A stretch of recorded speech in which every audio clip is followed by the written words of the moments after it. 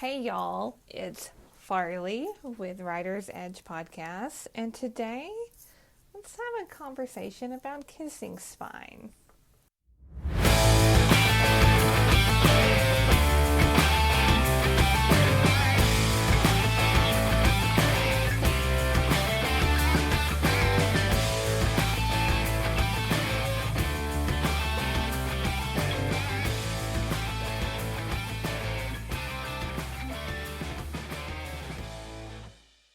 So, let's have a conversation about kissing spine in horses and see where our journey takes us.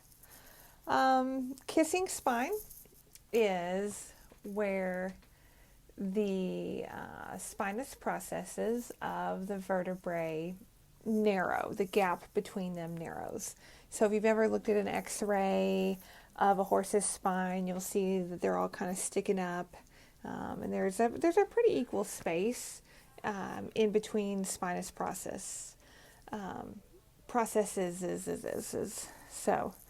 So the spinous process, a horse's vertebrae is different from a human's a little bit in of that the spinous process is very pronounced, very extended.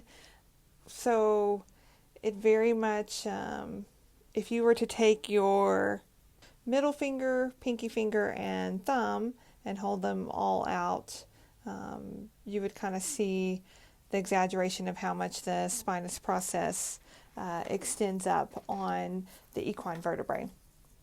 Kissing spine is the reason why I wanted to talk about it today is that I see it often talked about in different groups on the Facebook, different conversations.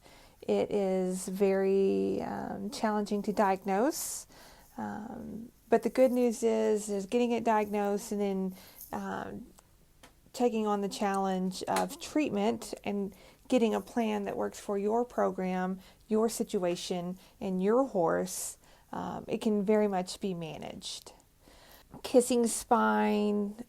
So what happens with kissing spine is, as we know, the rider's weight is put on the weakest part of the back. And horses, when they naturally will dip in their back to that weight as they're learning how to carry that weight. Today's conversation is going to be a lot about how amazing the horse's body is, just as we have talked about the human body in getting the job done. It may not do it the correct way, but it will get the job done. So it's just it's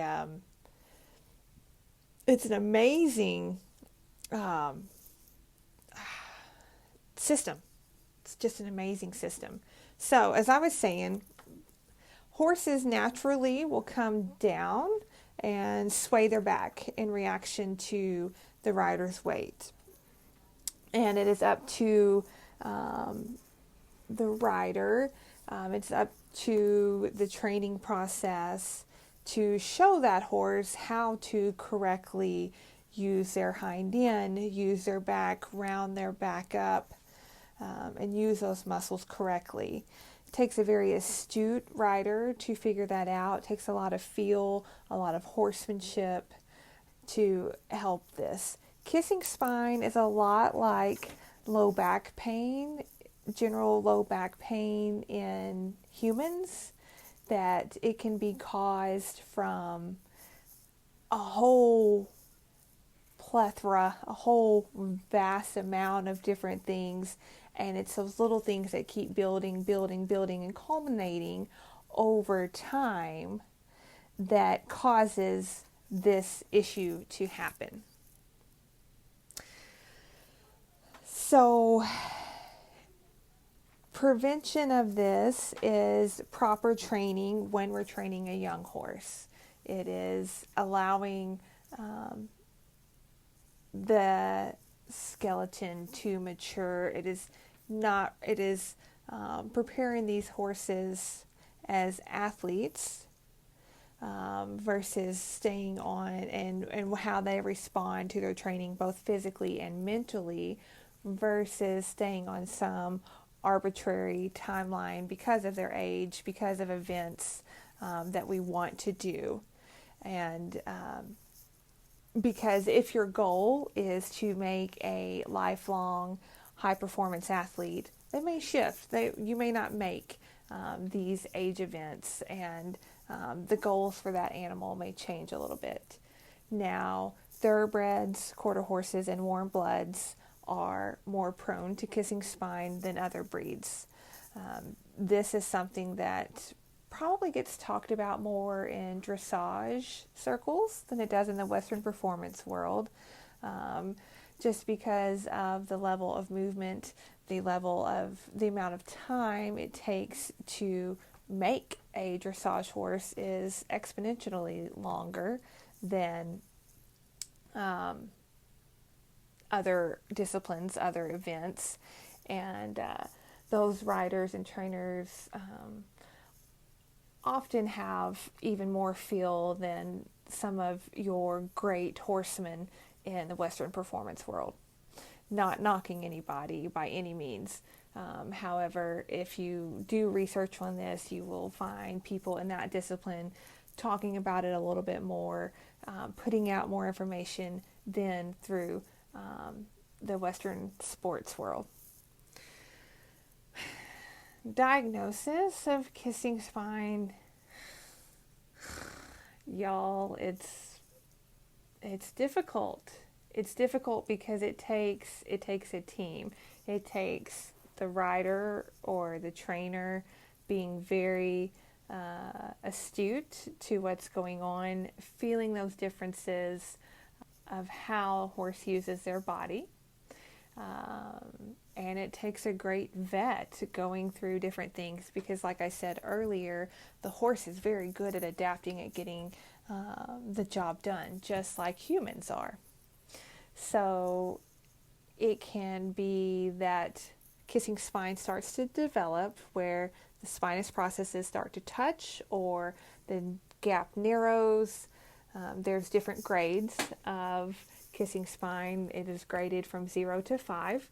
And we're going to link a really helpful article in the show notes that has a nice chart of grade 0 to 5 on the diagnosis of kissing spine, on the severity of kissing spine, along with other things that we've talked about today with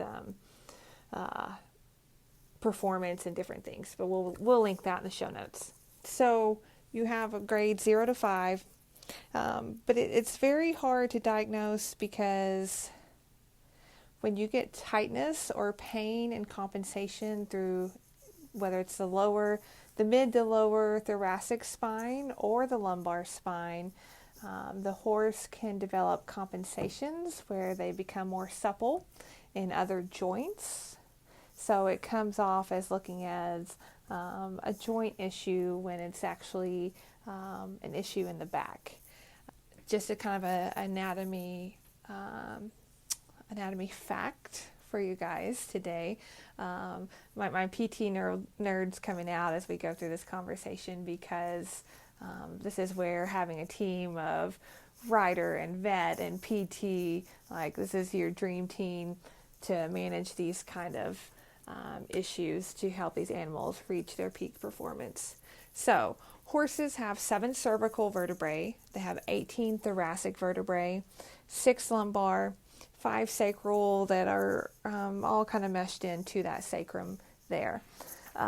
So that's kind of the breakdown of the vertebral column in horses.